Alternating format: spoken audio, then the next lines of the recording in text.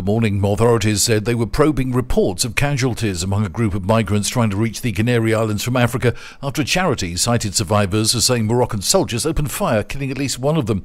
The Moroccan authorities did not immediately respond to requests for comment on the allegation that its forces shot at the group of more than 40 migrants as they sought to depart on a dinghy early on Tuesday morning. "We are investigating," so a Spanish police source told the Reuters news agency, referring to reports of injuries. One account of the incident, citing unidentified survivors for the death of a migrant, was posted on Twitter by the Walking Borders charity that documents migrants missing at sea. Following the incident, the group managed to depart and were eventually rescued 12 miles south of Gran Canaria at 2100 hours on Thursday night in a rescue involving Spanish helicopters and patrol boats. The migrants told rescuers they had set sail for Moroccan-controlled Western Sahara, some 200 nautical miles south of the Canary Islands.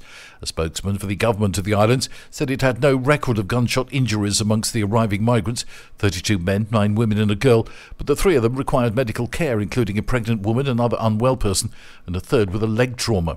But a police source later said one of the 3 migrants being treated for injuries in the Canary Islands had bullet exit and injury wounds, and police were gathering evidence for an investigation.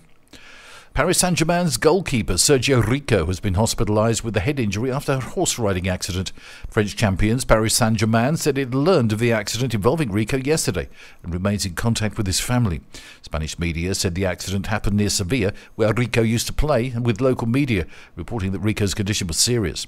Several clubs and players sent messages of support for the 29-year-old Spanish goalkeeper. Valencia have had their partial stadium closure reduced to 3 matches and their fine cut to €27,000 following the racist abuse of Real Madrid's forward Vinicius Junior by fans. The Football Federation's appeal committee said that it had decided to partially uphold Valencia's appeal.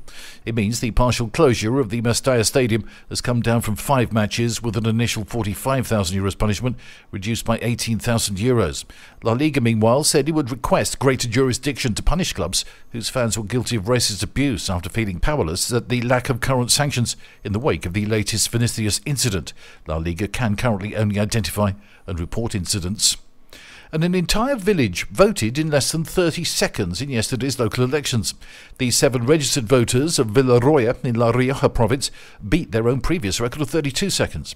Salvador Perez, the incumbent mayor, has been in the role since 1973. "I don't know if I will get all 7 votes, but it's almost certain that I will," he said. Mr. Perez said that Villaroyal's residents are very well trained and ready to cast their votes as soon as the polls opened in the morning. A mere 29 and a fraction seconds later, Villaroya became the first seat in Spain to finish voting. That's the latest from TRE. I'm Bob James.